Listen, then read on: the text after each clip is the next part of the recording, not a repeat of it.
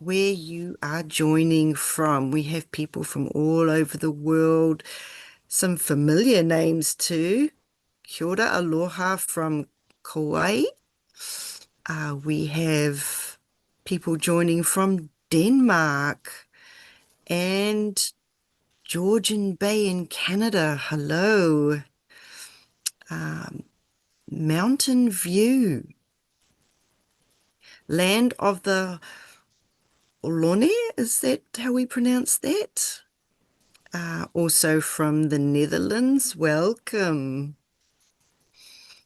Vermont, also from Amsterdam in Holland. Yep. Oh, we've got from someone from Victoria, BC. Is that, I'm not good with the acronyms. I believe it's Texas, maybe in the US. Yes. Oregon, Indiana, USA. Many from the USA. From Germany, the United Kingdom. Hello. New York, Washington. Who else do we have? More from England. Also from, we have Salish Sea and Northern California. Scotland. Kia ora. Oregon coast.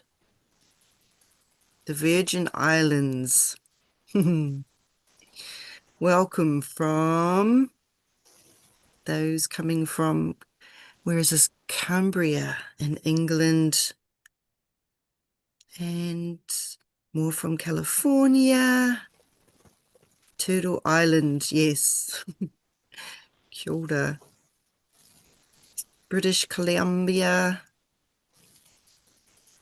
Is that Sklallam people from the Salish? More from the Salish Sea. Welcome. And the Isle of Wight. And myself from Aotearoa in the South Pacific, otherwise known as New Zealand. So welcome, everybody. Thank you all for joining. And we've got a lot to talk about this morning. It's this afternoon, this evening, this night. So I think I'll hand over to Yael, who will give us a rundown on some housekeeping and other matters before we begin our conversation today. Kia ora, Thank Yael. you, Catherine. Thank you. Thank you, everyone, for joining us for this Wombs of Peace, Lechem Shel Shalom, Rachem Salam circle. This day is quite special, as we know. It is the equinox where Catherine is. It is a new moon. It is a partial solar eclipse. It is the very end of the Jewish new old year. We're on the verge of the birth of the new year. So many things are happening, and of course, September 21st is the International Day of Peace. And as we were looking to this circle, and especially since last time we met, there was a tsunami that hit here just across from us in Kamchatka, Russia, felt in Australia, in the Pacific, all the way to Hawaii, Japan. We were thinking about other extremes and tsunamis and how, there are so many disasters and wars and different tsunamis in people's lives. And yet we are in this day of peace and balance. And how do we weave these waves that are tearing us so far apart from each other, from life, from ground? How do we weave them into closeness, into maybe something that could bring harmony when harm seems so present? And so we have asked the circle to look at that, at the aspects of whatever is coming to be shared in the circle.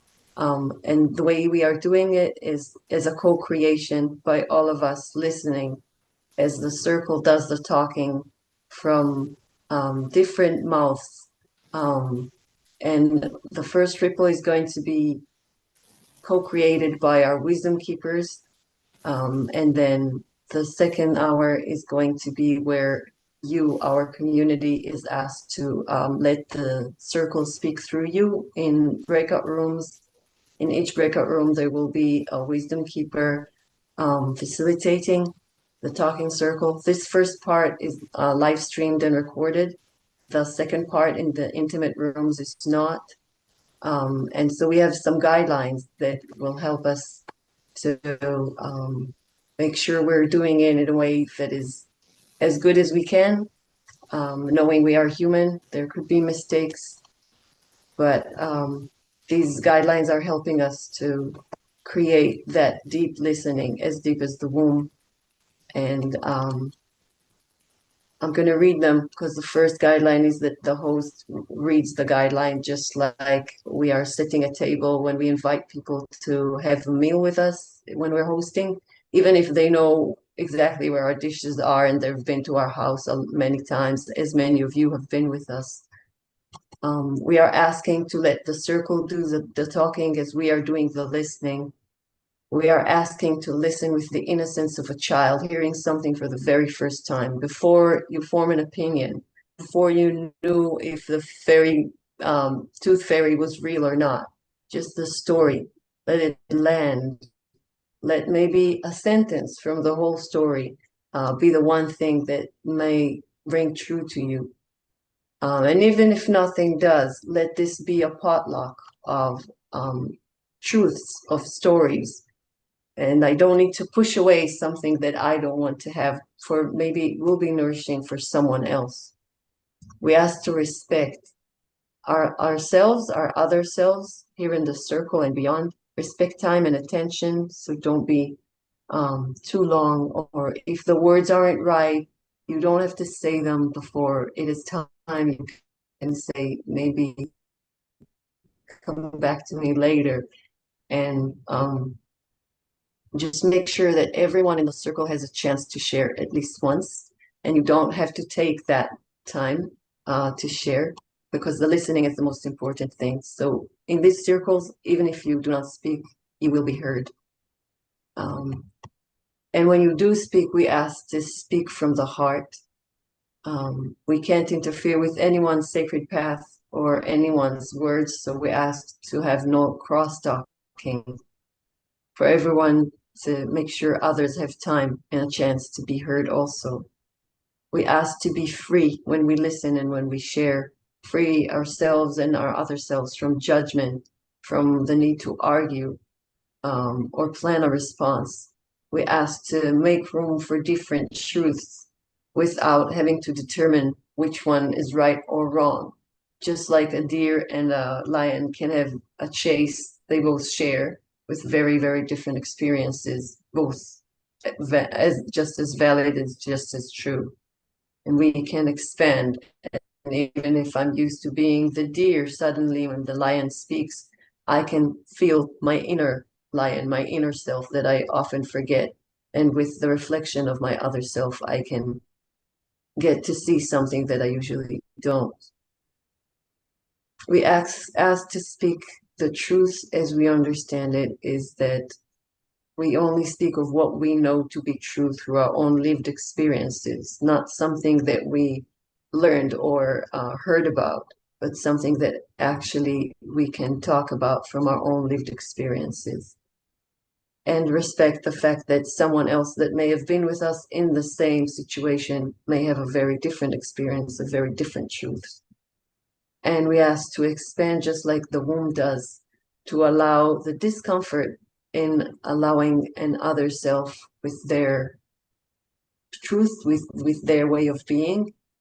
But as we know from the womb, if we allow that discomfort, that sometimes heaviness, sometimes heartburn, sometimes even nausea, it can go together with some hunger and with the ability to contain the heart of an other self temporarily with ours in the same body, in the same space. So we are doing this inspired by the womb, and that is why our initial ripple is done by women wisdom keepers, because we all come from feminine space. And it is said here in Alaska by our elders that when women come together in true sisterhood, connect to the womb inside them, and then the wombs around them, then a sacred container can be formed for something truly new to start to exist in us, between us, and possibly beyond.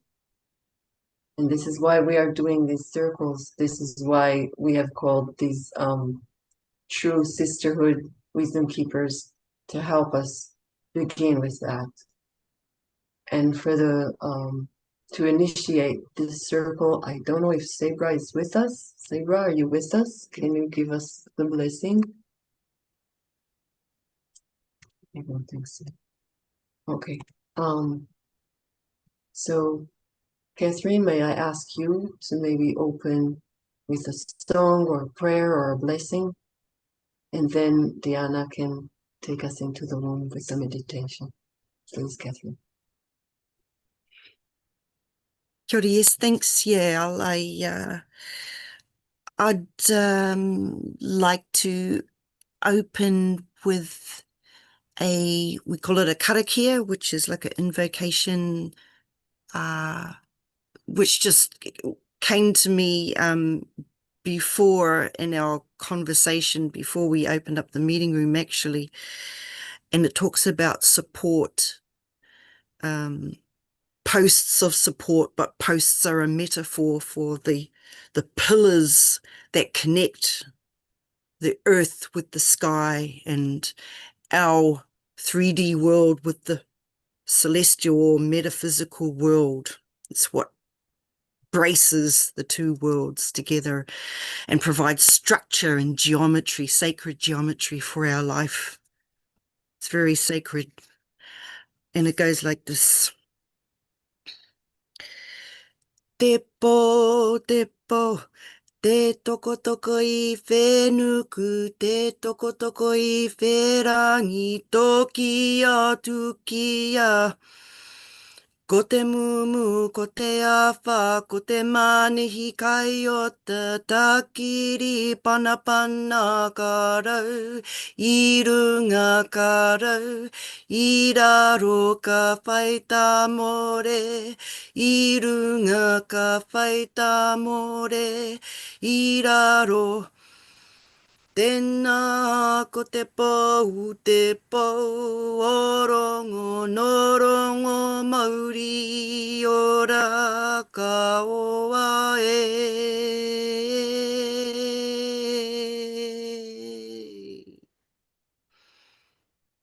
Kia ora.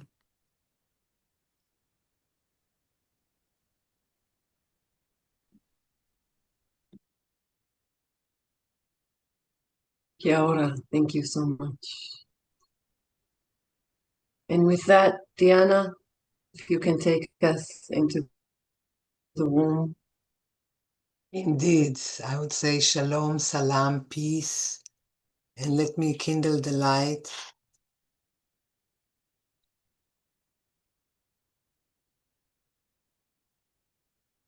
How can the camera see that? I don't.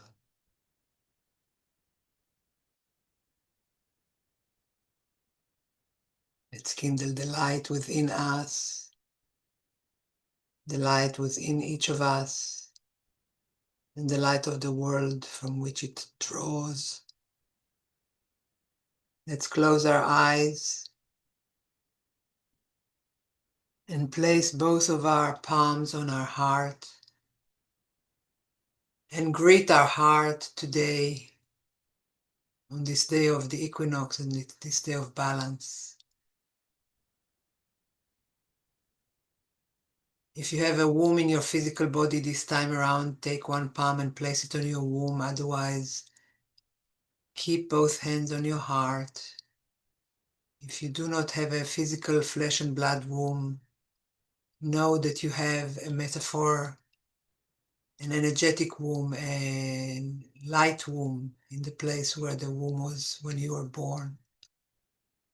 And if you were born without a womb, your mother had a womb from which you came forth.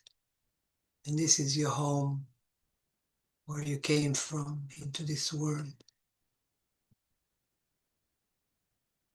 Let's breathe into the womb of the world, the womb of the mother that bore you, the womb that is in your blood and body and bones today.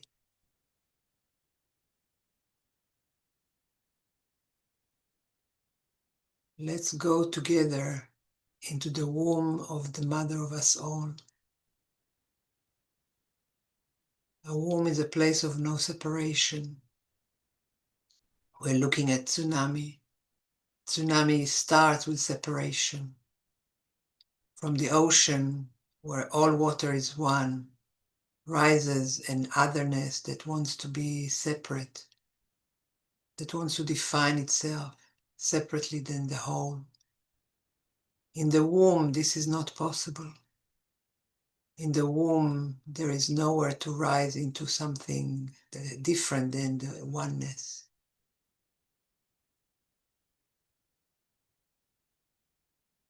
Every tsunami subsides back into the waters of the ocean that are one unity. How do we get from that separation of rising out of the oneness? By going into the depth. From that separation that rises away from the one, we dive into the depths where the whales swim, the place where the oneness is not separable. Let's dive into the mother's womb, the oneness which is not separable, that we are all part of. And bring with you into this collective womb anything, anyone that you feel that you have risen away from or has risen away from you. And bring them into the depth of the oneness, into the inseparable ocean that is us, all of ourselves being other selves of other selves, of each other's selves. And let's take a moment to contemplate here in the depths of the womb of the mother of us all. What is the oneness? What is the connection? What is the thread? What is the common denominator between you and that tsunami that rose away from you, or that you are rising away from? How can you dive into the depths of the ocean of the oneness with that you wanted to separate from, or want to separate from you? Listen.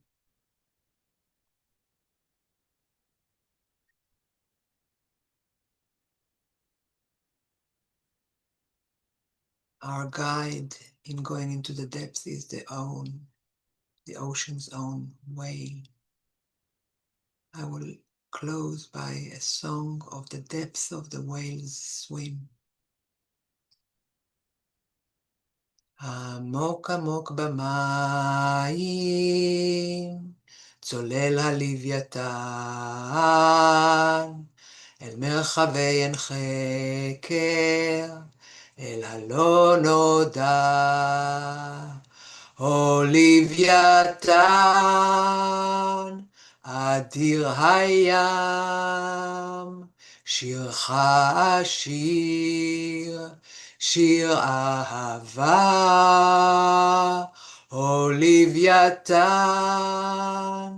אדיר הים, שירך השיר, שיר אהבה.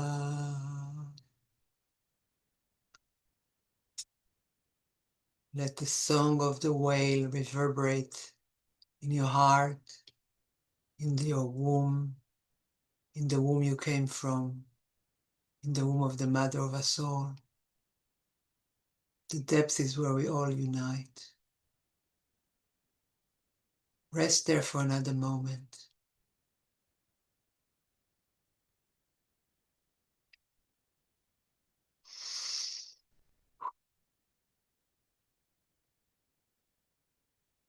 And from the depth, carrying the depth in you, begin to return with your eyes closed to this moment, to your physical body in the chair, to the surrounding where you sit, to your place on earth. Feel your spine and your feet. Feel the top of your head and your fingers. Expand your toes and fingers as far away from each other as possible, and bring them together as close and tight as possible. A couple of times.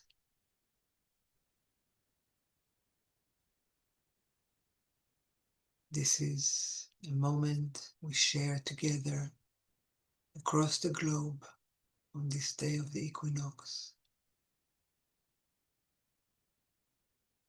May all that unite us become evident in our hearts.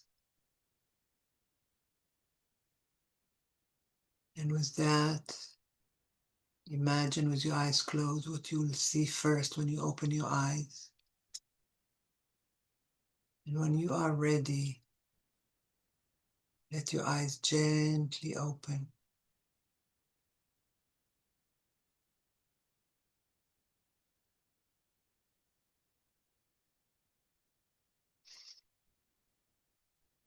Thank you.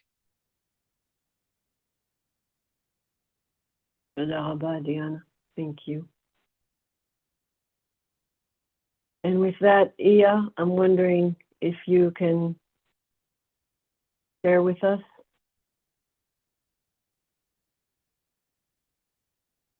I'm not sure because I see she has no video and no. Oh, good. Okay, good Yes, afternoon.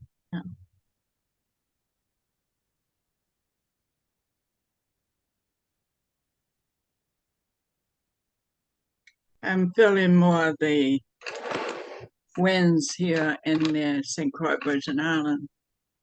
And this is a very pivotal time in many of our prophecies and cosmologies. And especially right now on this earth is this is the year of Oya. Oya is the one who brings the wind, brings the tsunamis, the storm. It's also the partner of Shango, the power, the passion, the fire.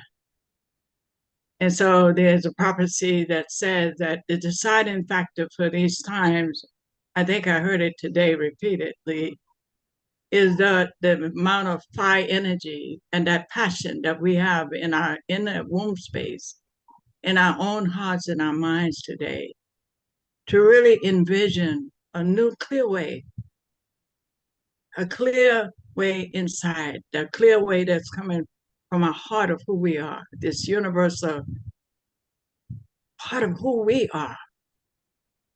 And not look outside of ourselves, how bad, oh, woe is me, how bad it is, but see that as an opportunity informing us. That's the greater question. What can we birth today? What will we envision and give birth to? How will we remember the original instructions that individually and collectively we each have? And perhaps this is a time that we can lean into that and just like pause a minute and ask ourselves, seeking ourselves the original instruction that maybe we made a decision to even go through certain sufferings that we've gone through in order to be here today. But ask of the suffering, what have you taught me? What did you come to teach me as opposed to shying away from it and numbing out of it? To me, I've been going through a lot of birthing pains. The doctors have words for sciatica, osteoporosis, you name it. No one has taught us how to age and age as a child aged from birth to death. So if we can age listening to aging and the wisdom of aging, we may be able to get ourselves out of the thing that we created on this earth. I said we. And some of us think we have suffered more than the others at the hands of someone else. Yeah, okay. Yeah, that's true. But we, what part of us played the role in taking that on and said, I will learn the ways of suffering in order to avert suffering from being part of my humanity, the human experience on this earth? How many of us done that?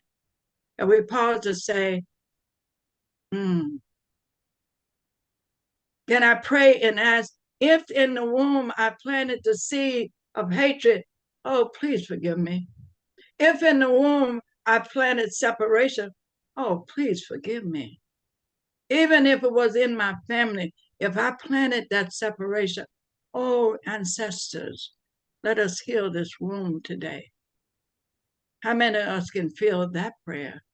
And ask the ancestors right now, it's time to clean up our act, because we are the ancestors. We are their voices.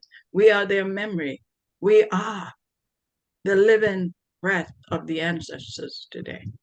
We are that. So it's our time to turn within ourselves and look within and ask that bigger question from that thing that hurts you, maybe in the water spirit.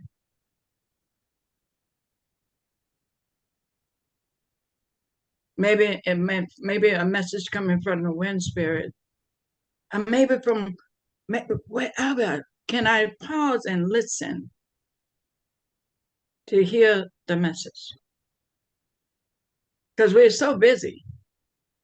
And as I grown older, I ask myself, what are we busy doing? And I realize most of the busyness is in our heads. And really, when we pause and learn the technology, the wisdom of pausing and being connected, you'd be surprised how much you get done. It's amazing. It's almost like magic. You'd be like, wow, I can only share with us what I learned. If I'm going to be the elder of the time, I can only share what I learned as the elder WOP. Because that's what's missing. We don't have enough elders on the planet to interpret the way for our future generation. We must learn to step into that wisdom part of ourselves and leave a good written book, a good story on the planet that we can remember. And remember, if there was a good story left for you, if it wasn't, then be able to forgive that place as well. Oh my God, so much of us. So many lessons I chose to learn in this lifetime. And so I'm grateful for even the pain, those lessons that I chose to learn. So now what gift can I bring forth in this time and give birth in this time, in this equinox? What can I hold up? This is a question I want you to take with you. What is my original instruction? Why am I here today? Why did I choose to be here today? Choose. Why did I choose to even walk through suffering today? Let's turn our language inward and see what happens. I could almost promise you magic, but that's for you to discover. But for me, those are some tools that work for me. So I'm going to leave the magic to you to discover for yourselves. And so we can change the direction of Mother Earth when we agree to be in sync and in harmony and say yes We don't need to be in the same place. We just need to say yes and breathe. Thank you.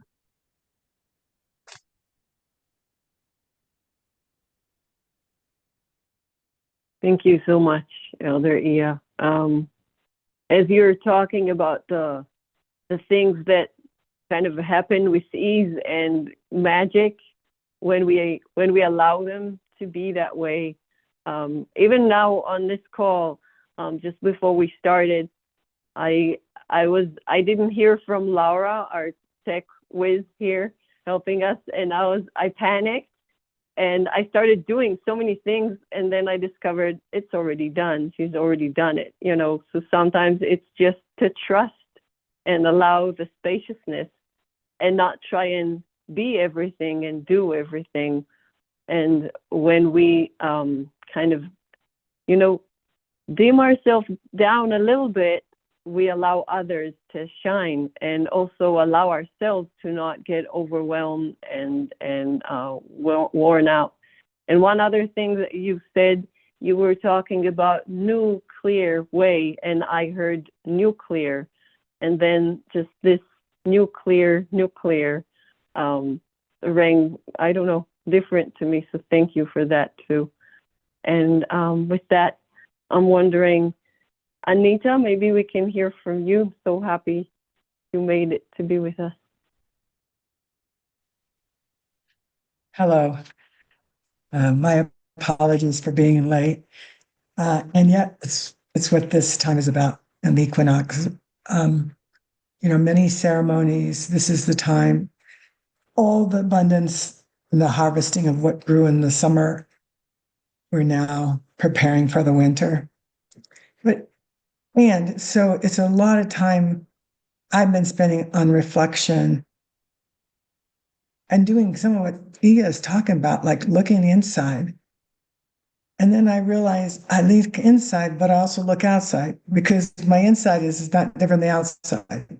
And to make it more simple, is that I've been moving around mitigating this acre of land. So I had to cut 27 trees. It was very painful. I've been talking to them all.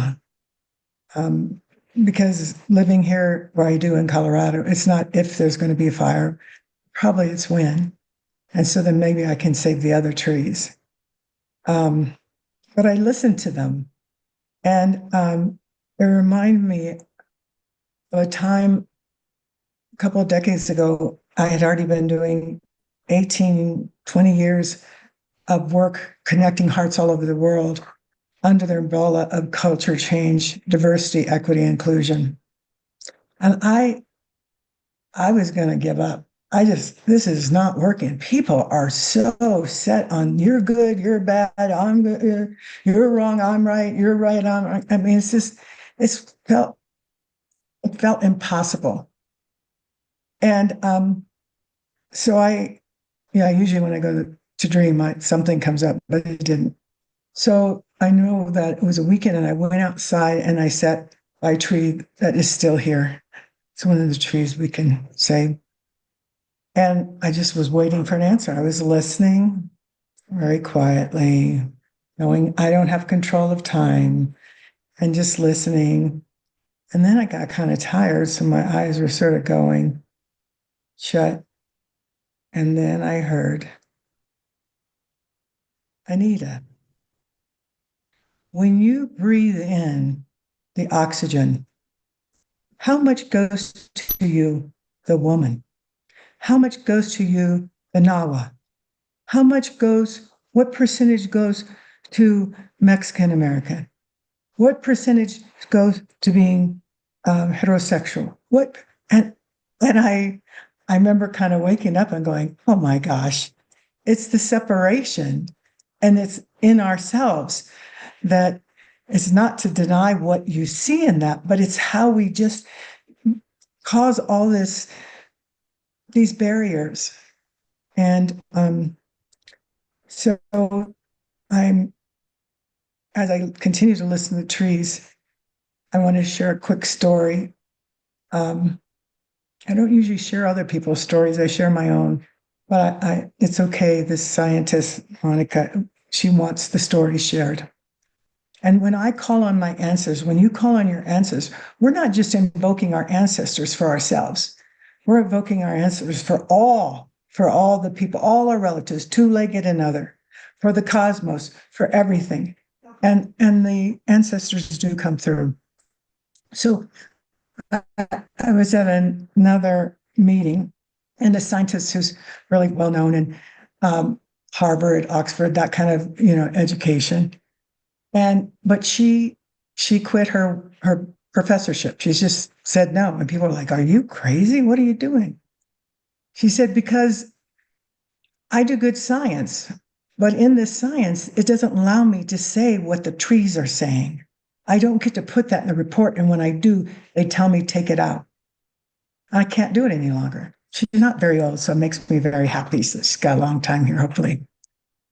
And so she says actually she has more work than ever. That all these different groups of scientists call on her because she brings something else. She's actually sensing and listening, not being separated, knowing that we're all energy, all spirit in either human form, tree form, river form. That's what it is. And so they have, because the scientists from the schools are, all this equipment, and they were in the Dolomites in Italy. And they had set up all this equipment, and this equipment was to be able to register any communication that might be happening. And so for the first 9 months, it was pretty much steady. There was nothing. 9 days before the solar eclipse, it started going like crazy. But where it came from, it kept from the bigger trees to the little trees, the bigger trees to the little trees, bigger trees to the little trees. Because the Dolomites, a lot of these places have been burned. And what she said to the scientists is the older trees are telling the younger trees not to worry, to be and to trust, don't worry. And yes, you see, even now, hundreds of years later, these stumps, but those were trees that were brought by others that didn't know better. They didn't belong here. And now they're thriving where they're supposed to be. She got all this from these trees, the bigger trees talking to the younger ones.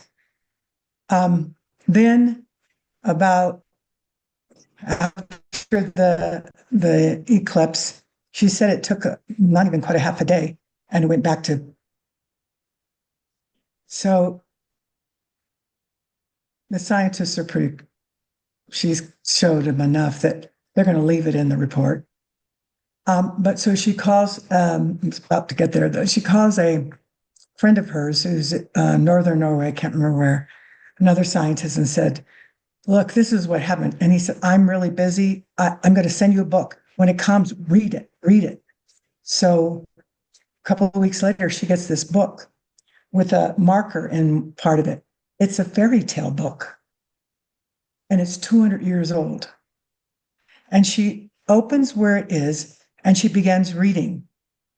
And in this fairy tale book, the person is writing about the Dolomites and about how there was fire and of how the bigger trees told the little trees not to worry. They'll be fine because they're a part of who's to be here. But the others will be fine too, because there's a place for everything. And she basically read 200 years before exactly what she was saying that she heard and they were putting in the report. And that, as I've been reflecting in the cutting trees and asking the ancestors and thanking them for all the help, her story keeps coming up to me. And what I do know is that all of us are this energy and this spirit in these different forms. So we're always connected. So in order for this peace to happen, it's got to be a mere back and forth. It's not just one place or the other. It's like that. And I also want to let you know, our ancestors, I'm not talking just about the two-legged, the trees, the water, the fire, the earth, on and on. They're here for us. They're conspiring in our favor, even when it doesn't look like it. And that I'm really sure about. Another thing I'm sure about in this time of craziness, I don't want to deny what's going on. I want to be aware of it. And then I want to put my spiritual energy and my human energy to where I want to go, where I hope would be a thriving world. And I just want you to know what the tree told me is just tell them that we're with them. They're with all of us. Thank you.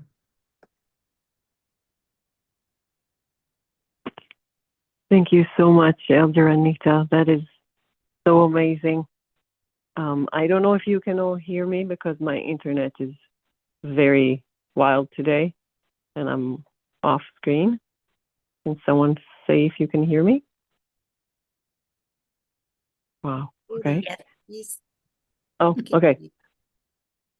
So as you're speaking about this scientist that was listening to other things and then bringing the wisdom in a bigger way that even scientists could hear, I'm thinking about our own example of that, Dr. Selene, who's a doctor, an MD, but with Doctors Without Borders and Harvard and many other things, but also a traditional healer that was identified as that when she was 5 by her Quechua and Aymara elders. So Celine, if you can share what's coming through you.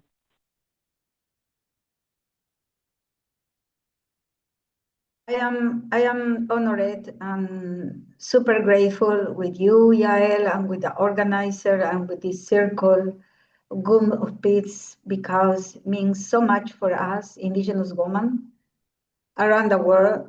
We are for centuries holding this hope that one day we will be recognized as real beings and our work and our effort will make any sense in the world. So I am very proud to be in this solstice, very special, so special. So today that all the eclipses are ending, at least in our southern hemisphere, has a real meaning. Means that it's a time for renovation of the hope, and also for us at the Sounder since today, since 21 of September, September 21, means that we can expect the realization of all the fights, all the hope we have been holding will become real. So it's time for transformation. We call that the Pachacuti of light. It's in a special time where all your work, all the hope you have been holding, especially for bring the peace on Gaza, for bring some peace of mind, some relief for those people suffering in Congo, in South Sudan, especially in Gaza. We'll get some relief is our biggest hope, because the Pachacuti Olai says always, keep your own energy vibrant and very elevated, always elevated. The enemy cannot defeat you because you are the daughter of ancestors coming from the God. You came from the God. The divinity is inside of you. And I am turning on this light just to remember all the indigenous women that we are holding the hope, we are holding the energy and the force and of course the strength of our ancestors, because the time for peace has came and that will be real. So this means the Pachacuti of light, this means for us this day, today, means that we can rest, we can see the result of our effort, and it's time for harvest here. So now we are going to harvest the coca leaf, the peanuts, the corn, the potatoes, the sweet potatoes, the yuca, the oyuco. And we are expecting the Mother Moon will bless us with a good harvest. And I am saying the entire world is sailing towards Gaza, pushing the governments and the representative of those countries represented to say that it's time to stop the genocide. And that brings a lot of hope in my heart. And I wish the time for stop the suffering, the killing by exploiting the children, by bombing these innocent people will very soon stop. These are my tears of hope. These are not my tears of sadness, no anymore. These tears will fertilize the soil and will start growing a new generation of good plants, good hearts, good human beings. And it's time for the harvest from now. Those are not tears of sadness, are the tears of happiness. What are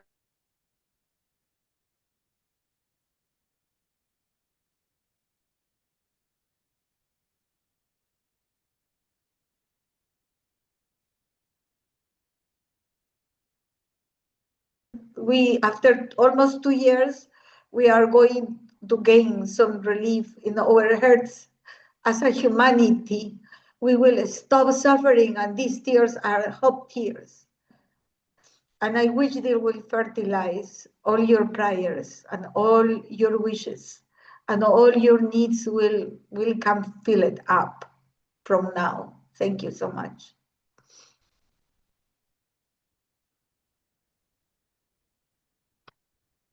Tupananchiskama. Thank you, Celine.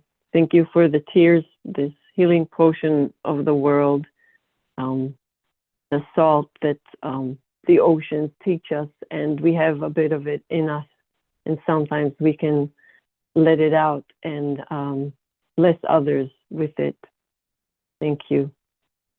And Mona, I know it's very late where you are. I'm so glad you could make it, and I'm wondering what this ignites in your heart to be shared.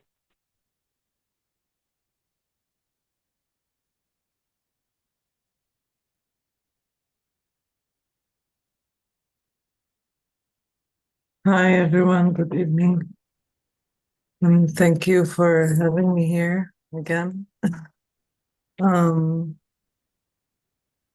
So it's always really soothing and helps me deepen into myself by listening to all the wisdom spoken by the women before me. I tend to, like, on one hand,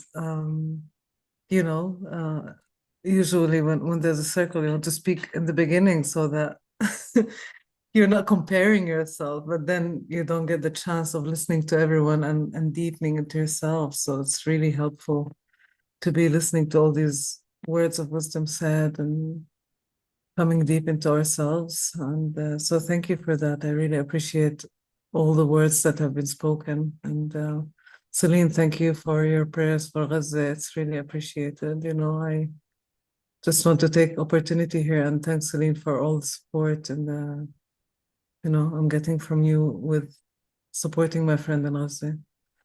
So and really initially when I sat with my ceremony in the sunrise, now it's really dark in the night where I am. I normally just sit and listen to what is coming to me this time. And it's very beautiful to plan, but there's always a different gift. And the gift this morning was really about giving gratitude and thanks to every single being that is supportive of my path at these days. And I found myself really going through all my altar stones and every feather and every stone, just really saying thanks and blessing and honoring, even the silent pieces that seem to be just sitting there, like a crystal sitting there, just thinking about all the way that it made across the world to come here and give the support of color and beauty and shape and energy. So I think that very often we tend to forget these kind beings that are either speaking and helping and supporting, like Yael has been supporting so much lately, but also the very silent beings that are there and we're taking it for granted. And I think that stopping there and looking at how we're supported in this life is just incredibly empowering. So this was the gift of my equinox this morning, just kind of like really realizing how much support you have in the midst of all the extremities. Like this subtle little beautiful beings just really helping me somehow deal with the incredible extremity of the genocide and the pain and the reality that's so hard and harsh right here. When I'm like day and night worried for my friends and like the heart is bleeding from everything that's happening to everyone. It's a burning land where I'm living right now. It's really a burning land, and you feel it in every step that you take, whether it's on this side or that side. And like I've been asked to speak lately in a place where I would mention not taking sides, and I was like, but hold on, I do take sides, in a way, like I am on the side. I am taking one side, but then I like thinking of it a little bit more deeply. I realized that taking the side here is not about wanting one side to be harmed and the other to benefit. It's the other way around, actually. I think it's the benefit of all beings if this genocide stops. I think that it's as harmful to the Israelis as it is to the Palestinians, and it's just heartbreaking, heart-tearing. And so in that sense, I can say that I'm not taking sides. I just really pray for the well-being of everyone. One more thing, I like listening to the words of everyone. So this was not the planned part, right? Like there's always a planned part and not planned part. So the not planned part was about actually thinking about my practice lately, which is agreeing to lean into pain, agreeing to create space for difficulty.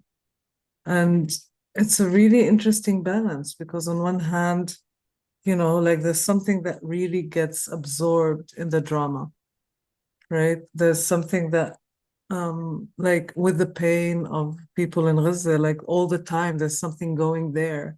So how can you not lean? Like you're actually kind of almost addicted to the continuous listening of what's going on, really worried about it. But there is a part that does shut out. And I really noticed it today. So whenever a pain of the other comes in, immediately there's something that really is not willing to lean into the pain, not willing to look at that. And I paused at that for a minute. I paused at the capacity to actually really listen to the pain of everyone. And it's really interesting to be able to look at the whole picture, to maintain your compassion, to understand the pain of everyone, and yet not to lose the clarity. This is not right and this is right. So so it's really, I think for me, this has been the game changer of how to speak clearly from a place of love and have limits from a place of love. And it's kind of almost become an understandable thing, but it's not taken for granted. It's an ongoing practice. It's an ongoing practice, I think, that does enable us to, again, keep center within all the extremities that are going on. So people have been speaking about the extremities of nature, and I think, yes, I mean, ultimately it's like we create a reality by our energy, but on the other hand, the reality is bringing some kind of events, and it's our role to kind of find our peace within everything that's happening. And once we bring our peace, then we benefit, whether we change it or not, we benefit. So I believe that basically, yeah, I guess this is my piece of information here, or a piece of, I don't know, wisdom here. It's like just continuously coming again back to the self and working with acceptance, working with radical acceptance, working with leaning and agreeing to feel pain, and actually next step after feeling pain is deeply, deeply forgiving, mainly ourselves, but also others. So I guess this is where I'm closing my sharing here. Thank you so much for listening. I love you all. Thank you. Shukran, Muna. So beautifully said. And as I'm getting from you things that I didn't see when I was in Israel. One of which is how, since you have friends in Gaza, you told me that the demonstrations and the protests in Israel, inside Israel, is something that is actually they see and gives them sometimes the power or the strength that they lack because of everything that they're going through, but somehow something that is seemingly on the other side, and we on the other side sometimes feel they don't even see, no one in the world sees. Suddenly we realize that it's actually strengthening the peace forces on the other side, even though sometimes we don't even know it. And so thanks to you, I was made more aware of that. And that, often I think us who are kind of, when people ask me, are you pro-Palestinian? Are you pro-Israeli? And I'm like, I'm pro-peace.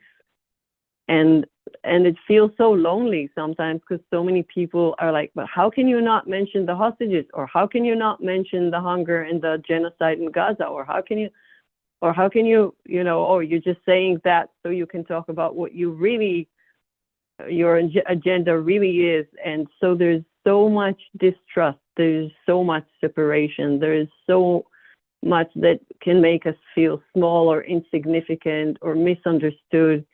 And so when we can kind of bridge that, as you are doing, as all of you here are doing in your own way, I think I can even say to our community, some of you I've never met, yet I feel this energy. And I am grateful for this. Often without this circle, without these circles, without knowing about the work of you that I get to know about, I think my journey would have been much lonelier and probably very different, when I wouldn't feel support, as Muna is reminding us. So sometimes we don't even notice the support that we have.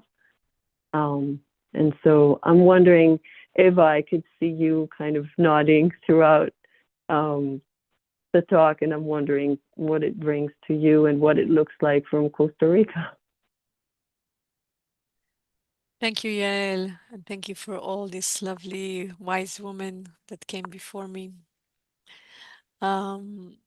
It's interesting because a lot of what Muna just shared resonate deeply with me and with what I know to be truth. And in our today's circle at Peace Activation, one person shared a quote that I would like to read for you, because it's really touched, and I think that's what it's calling for right now. Hope has two beautiful daughters. Their name are anger and courage. Courage about the way things are, anger about the way things are, and courage to see that they do not remain as they are. And this is a quote from Augustine of Hippo. And I think it really speaks to right now, at least for me, to what peace stands for. Peace is not only about being peaceful. Peace is having the courage to say no to violence and to stop violence with love. Because just like a mother would stop her child of hitting someone else with determination and without hatred. And I feel like there's such an association right now of violence with hatred, of sides, of choosing, that we need to remember that as women and as women that carry another heart in our body, and how we are able actually to hold multiple truths, to hold two hearts in one body. And that speaks to the strength of a mother to stop her child of hurting another with loving kindness. And I feel like this is really the invitation right now, is like, how can we stop what's happening right now without complicity and take responsibility for where we are and the privilege that we have, and how can we use this privilege to stop right now. Today is the day of balance. The equinox bring like day and night stand in perfect equilibrium, and we remember that everything is in balance. When we look at nature, when we look at the trees, I'm looking around me, living in the middle of the jungle, is nature never compare itself. There's really a rhythm that invite us constantly to return to the womb of wholeness, where the darkness and the light are actually one and the same, such as grief and joy, and silence and words.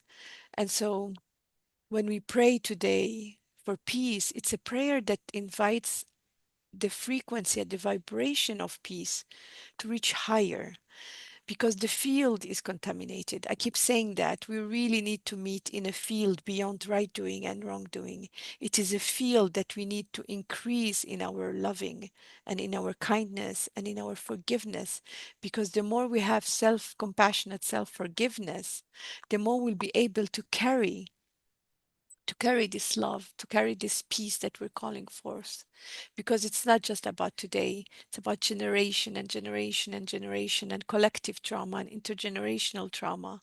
And it's as if these lands are overlapping memories of exile and displacement and sumud, steadfastness. And right now, every time I connect with the flotilla that are on their way non-violently to break the siege on Gaza, this is where we want to hold the energy of love and peace, that it happens non-violently, that we send this frequency and this vibration, that it stops for all of us, for the Palestinians, but also for the Israelis, to stop the madness that we've been living for the past 2 years. And I feel like this practice of holding, how can we hold these polarities without choosing? How can we hold these two sides in one heart? Like, how can we embody our path of listening?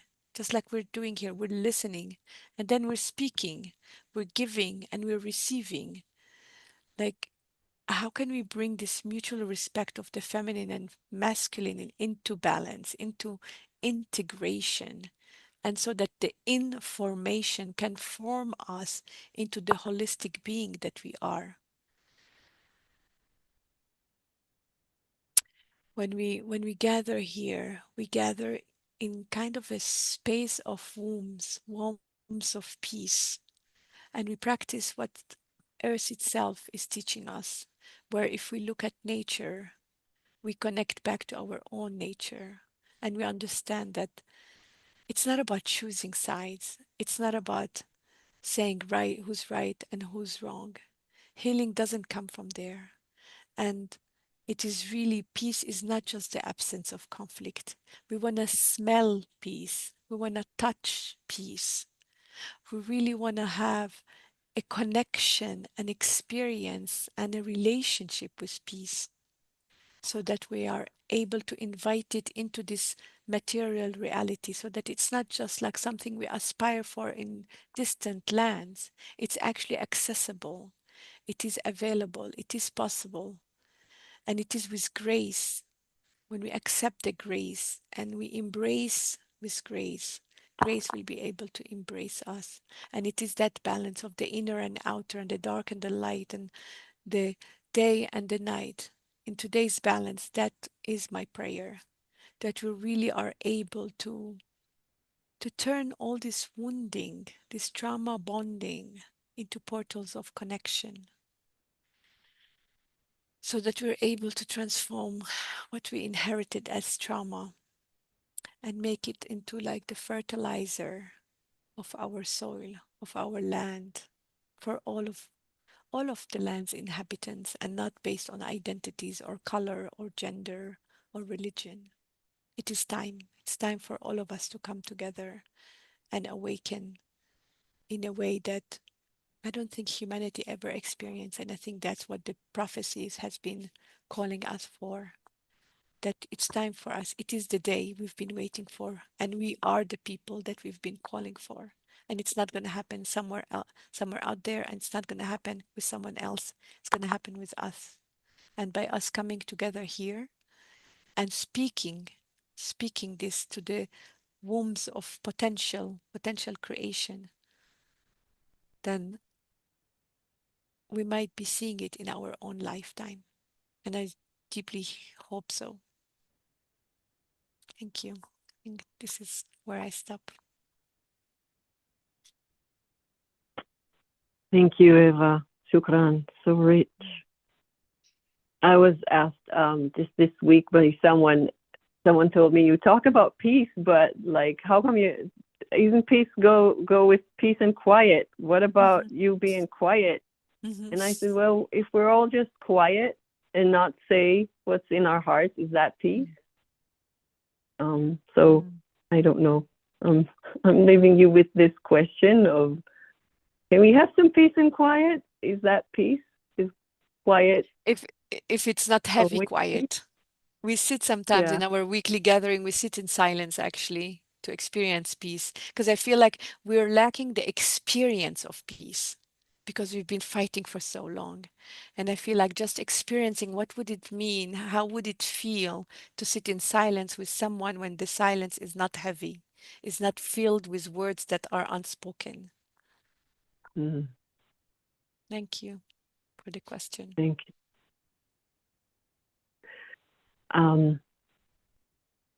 Vav, I'm wondering, as Eva was talking about speaking to the womb or whispering to the womb, I'm wondering how that lands for you and what's coming through to be heard by you. Thank you. And I deeply honor everybody who's already spoken. It's been a day of very powerful words and good wisdom. I'm not at home. I'm sitting in my daughter's house, and my daughter is in first stage labour. And that labour started, and I was with her a few days ago, and it started and has ground to a halt. And it's been a very interesting time, because between these equinoxes, everything tends to pause within this balance before forward propulsion. And I have a feeling that my grandson to come is just biding his time, waiting on this change that is the next couple of days, the equinox, the new moon, and then poof, it's all going to happen. And it's been a really interesting time, because today we've listened to elders talk about ancestors, ancestral wisdom, and we are the ancestors of the future for future generations. We are their ancestors. And we look at these new people coming into this world, and they come in with such a different energy and a different being. In my practice, I specialize in treating with babies as well as animals. And over the 35 years in my practice, I could see babies from, maybe a week old change. That week old babies used to come into me as these little blobs of babies who were not present. And then laterally, these babies would come in and look at you with eyes wide open and look into my soul, because these old souls were being birthed into this new time to bring forward the wisdom that our ancestors have sown into their DNA. And I think it's a very hard time for us to sit in the silence, in the peace, in the stillness, and hold the stillness to allow this change coming. We are the wisdom keepers. We are the witnesses to this change. And it's a time of real honor to witness this change and hold the space open for these new beings to come in. And I had a very interesting discussion with my partner, daughter's partner, when we were talking about, he was talking about his parents, his grandparents, and asking about our family line. And he said a very interesting thing that nobody had ever asked me before. He said, did I ever feel resentment for what my ancestors have done? And I thought, wow, what a strange thing to ask me. Why would I resent what they had done? Their mistakes were their mistakes. And yes, we carry it forward in the DNA, and I have been affected by the errors of my generations past, but I've also been blessed by the wisdom of my generations past to get me to this place now. And in my DNA sits their trials and their errors and their learning from what they have done that has come to me and that I pass on to my children. And this little baby who's about to be born, he's my 7th grandchild that's about to come into this world. And I think that's a very interesting place for him to be, and to what he will bring to not only our family line, but to the generation, that generation. And he will forward the information that's come from those that have gone before. So I'm aware of time, and I don't want to go on, but I just think it is such a fascinating time to witness. And the conflicts that we are witnessing within this time of chaos is the pre-birthing. This is the birthing of the new world. And I watch my daughter have moments of pain and moments of frustration because this baby's not coming. And, you know, we had a day of tears yesterday because it felt that everything had ground to a halt. And she just thought, it's not going to, I've got to be pregnant forever. And I think that's what we're seeing coming in every generation, every person on the planet at the moment, is the frustration and the confusion and the uncertainty of where this birthing process is going to leave our world. And again, I always refer back to the animals and see how they just accept what happens, whether it's birth, whether it's death, whether it's chaos, whether it's deformity. You know, I watched a little a moorhen on my pond that's got a little deformed leg, and you know, she hops about and she struggles, but she knows to go onto the water when there's any danger because she knows she can't run or fly, but she can survive on the water. And I think it's that that wisdom that comes through difficulty. And that's what we are all seeing at the moment, is the difficulty that we sit in. And we can choose to see the lessons and the wisdom from it and grow and teach and help those who struggle to see better pathways through. Or we can stick our heads in the sand and say, woe is me, and, you know, go down with all the disasters. But I think it's a time of joy that we can really hold on to and hold the positive thoughts and the love, as has been said earlier, holding the positivity of what can come in the future, holding the vision of how peace and the future could look. We've got to envision it now.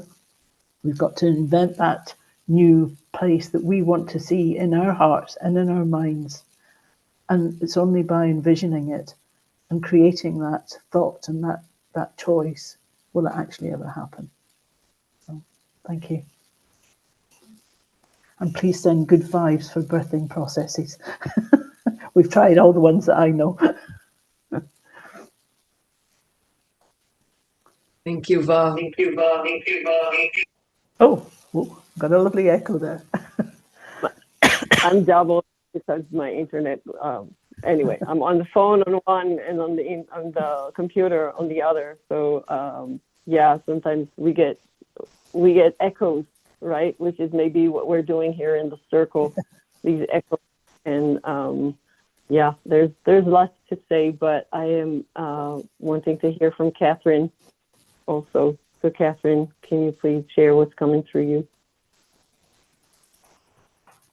Ooh, kia ora, everybody. I'm just very mindful at the moment about the privilege and the duty on those of us who are in a position to actually have a quiet moment and who can actually stop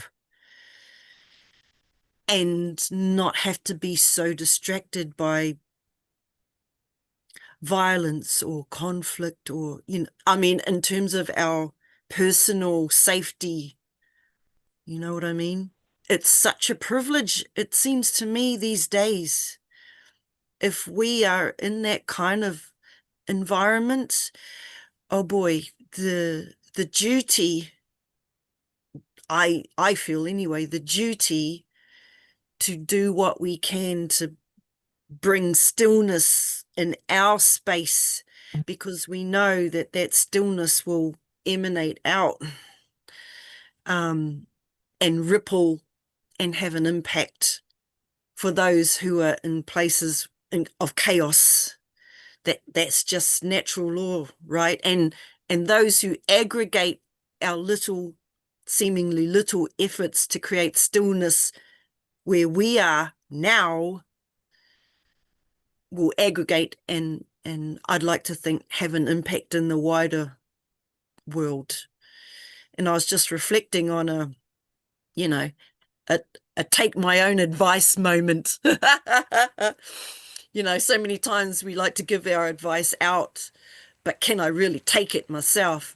I'm dealing with a legal situation at the moment because I participated in a civic action which wasn't necessarily all peaceful, I've got to say.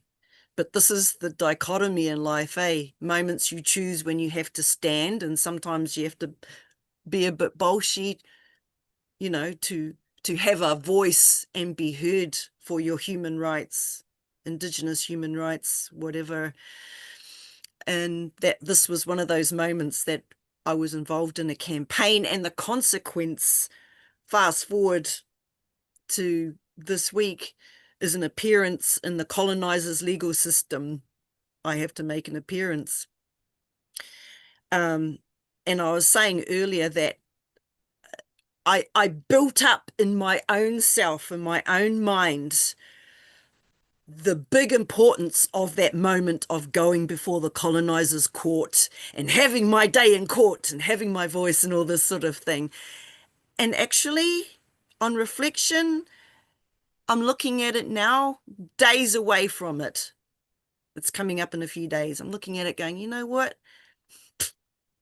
I've just made it all up to be this big significant event, and it's just going to be a flash in the pan. It's going to come and go, and it's really not going to be all that important, if I'm to be honest. and why I share that is because the perception of significance or non-significance is all in me. It's not out there. It's in here. Now, the beautiful thing is, if I can have a perception about that, and I can choose how I'm going to give it meaning to make it, so I feel, what was the word that was used before? Elevated, or I'm going to feel depressed. That's in me.